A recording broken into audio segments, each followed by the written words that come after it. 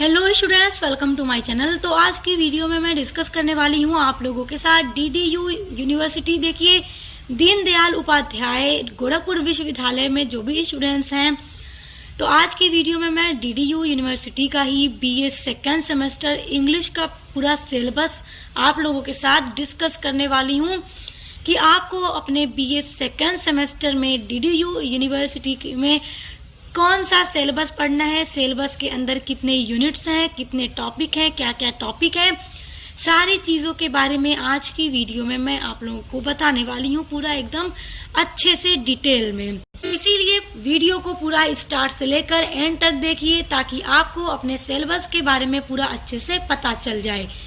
देखिए, जैसा कि आप ये जानते हैं कि डीडीयू में आपका जो सिलेबस है वो दो है, यानी दो पेपर हैं आपके।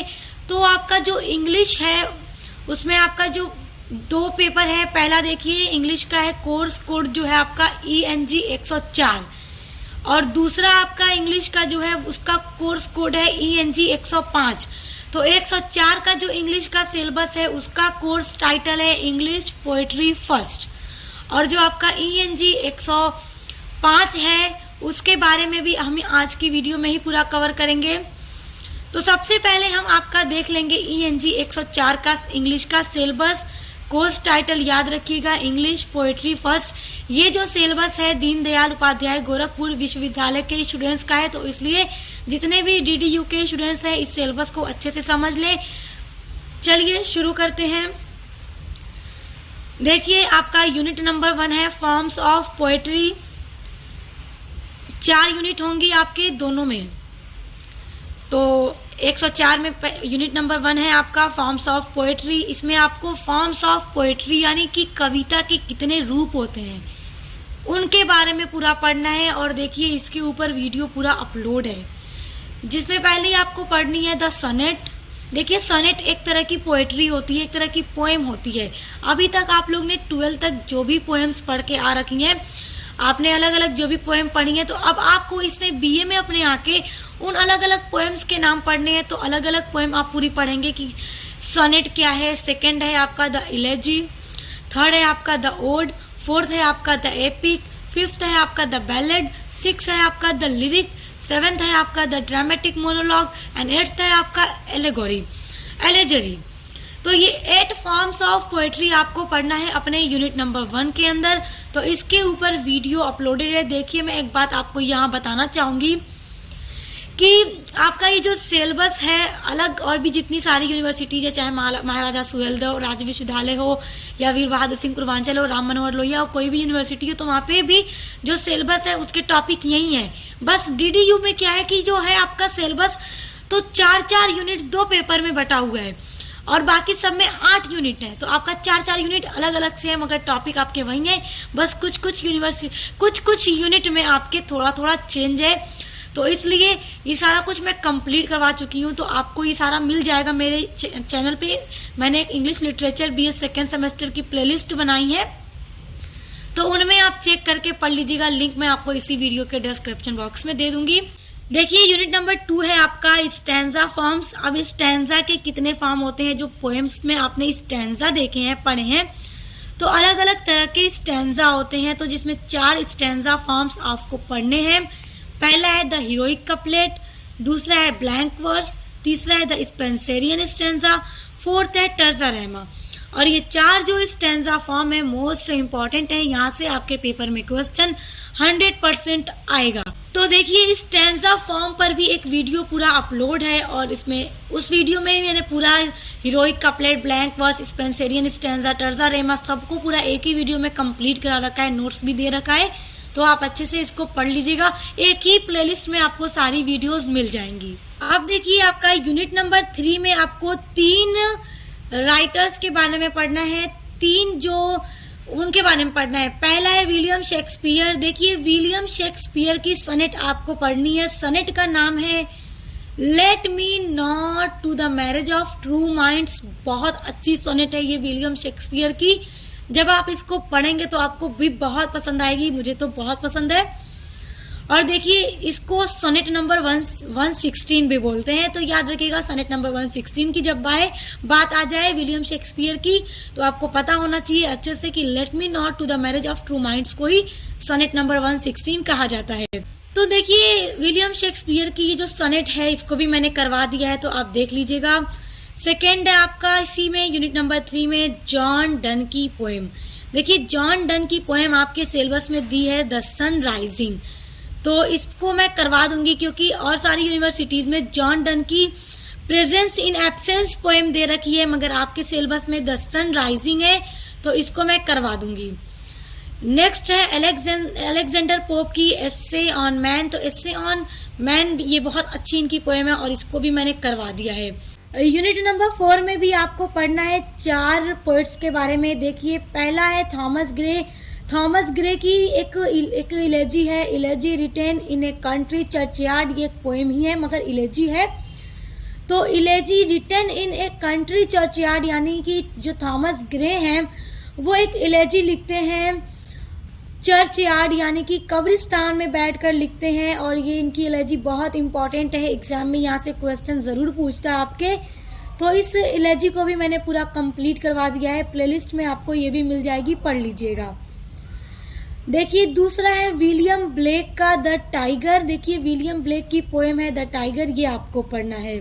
अब देखिए तीसरी पोएम है विलियम वर्ड्सवर्थ की है आपके सिलेबस में डैफोडिल्स, तो ये भी आपको पढ़ना है। और उसके बाद जॉन किट्स का आपको पढ़ना है ओड टू ए नाइटिंगेल, तो ये आपको पढ़ना है यूनिट नंबर 4 के अंदर। इन चार पोएट्स की पूरी ये जो पोएम है इनको आपको पढ़ना है। तो देखिए जो आपका ENG 104 है कोर्स कोड जिसका टाइटल है इंग्लिश पोएट्री फर्स्ट, तो उसमें ये 4 यूनिट्स कंप्लीट हो गई और आपको यही सारे टॉपिक अपने ENG 104 के अंतर्गत पढ़ना है। और इस पर कितनी सारी वीडियोस ऑलरेडी अपलोडेड हैं तो मैंने आपको बता ही दिया है, आप देख के पढ़ लीजिएगा। जो नहीं अपलोड किया है मैंने उसको जल्द कोशिश करूंगी अपलोड कर दूं ताकि आप अपने एग्जाम की तैयारी अच्छे से करते रहें।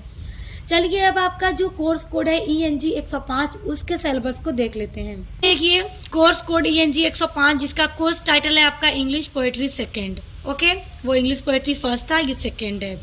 इसमें भी 4 यूनिट हैं आपके। देखिए यूनिट नंबर 1 इसमें है आपका पोएटिक डिवाइसेस। तो पोएटिक डिवाइसेस यानी कि पोएट्री को लिखने में कितने डिवाइस यूज किए जाते हैं।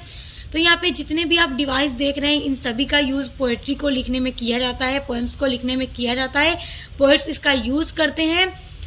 तो देखिए पोएटिक डिवाइसेस में आपको क्या क्या पढ़ना है, ध्यान से देखते रहिएगा। सबसे पहले आपको स्ट्रक्चर पढ़ना है, देखते रहिएगा। कॉमा है, कॉमा जब आए तो आपका एक टॉपिक हो गया स्ट्रक्चर, दूसरा आपको टोन पढ़ना है, तीसरा आपको थीम पढ़ना है, उसके बाद रिदम है, रिदम के बाद कॉमा है, उसके बाद है राइम स्कीम, ये आपको पढ़ना है।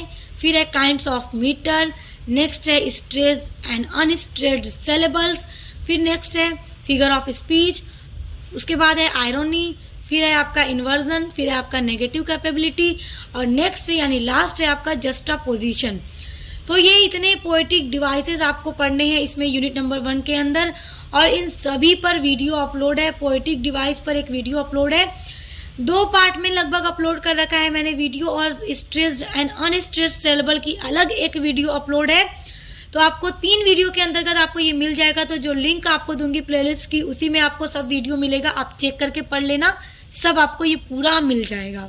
अब देखिए इसमें आपका यूनिट नंबर 2 में आपको 3 पोएट्स को पढ़ना है, उनकी पोएम्स को पढ़नी है। देखिए फर्स्ट है अल्फ्रेड लॉर्ड टेनिसन। देखिए अल्फ्रेड लॉर्ड टेनिसन की एक पोएम है यूलिसेस, ये आपको पढ़ना है। दूसरा है मैथ्यू अर्नोल्ड की एक पोएम है डॉवर बीच, ये पढ़ना है। डॉवर बीच जो इनकी पोएम है बहुत अच्छी है और इसको मैंने कंप्लीट करवा दिया है, तो आप इसको पढ़ लीजिएगा। प्लेलिस्ट में आपको मैथ्यू अर्नोल्ड की डॉवर बीच भी मिल जाएगी। तो ये मैंने कवर करा दिया है, पूरा कंप्लीट करा दिया है। बाकी जो नहीं करा रखा है उसको जल्द कोशिश करूंगी ताकि आप लोग एग्जाम से पहले अच्छे से तैयारी कर लें। उसके बाद देखिए तीसरी जो आपकी पोएम है इसमें रॉबर्ट ब्राउनिंग की पोएम है माई लास्ट डचेस। ये 3 आपको पढ़ना है यूनिट नंबर 2 के अंदर। अब देखते हैं यूनिट नंबर 3। तो यूनिट नंबर 3 में भी आपको 3 पोएट्स के बारे में ही पढ़ना है। तो पहला है T.S. इलियट की आपको पोएम पढ़नी है the love song of J Alfred प्रोफ्रॉक। ये पोएम आपको टी.एस. इलियट की पढ़नी है यूनिट नंबर 3 में। दूसरी पोएम आपको पढ़नी है W.B. ईस्ट की पोएम। इनकी पोएम है द सेकेंड कमिंग। ध्यान दीजिएगा, इधर जितना है ये सब पोएम्स का नाम है, ये सारे पोएट हैं जिन्होंने लिखा है। तो W.B. ईस्ट की पोएम है द सेकेंड कमिंग, ये आपको यूनिट नंबर 3 में पढ़ना है। और लास्ट है इसमें आपकी फिलिप लार्किन की एक पोएम द ट्रीज, ये आपको पढ़ना है। अब आ जाते हैं आपके यूनिट नंबर 4 पर। अब देखिए यूनिट नंबर 4 है, अब में आपको पढ़ना है rhetoric, prosody and practical criticism. इनके बारे में आपको पढ़ना है, जिसमें पहला है आपका इंट्रोडक्शन टू प्रैक्टिकल क्रिटिसिज्म और दूसरा है one stanza from poetry for practical criticism. तो ये दो टॉपिक आपके यूनिट नंबर 4 के हैं। तो ये रहा आपका सिलेबस DDU यूनिवर्सिटी गोरखपुर का इंग्लिश का ENG 104 का सिलेबस अभी आपने देखा, और फिर ENG 105 का ये सिलेबस है। तो आपका जो कुछ मैंने करवा रखा है वो मैं आपको लिंक दे रही हूँ, तो उसमें चेक करके पढ़ लीजिए। और जो कुछ आपका चेंज है दूसरा है तो उसको भी जल्द कराऊंगी, ताकि आप लोग अच्छे से तैयारी कर लें।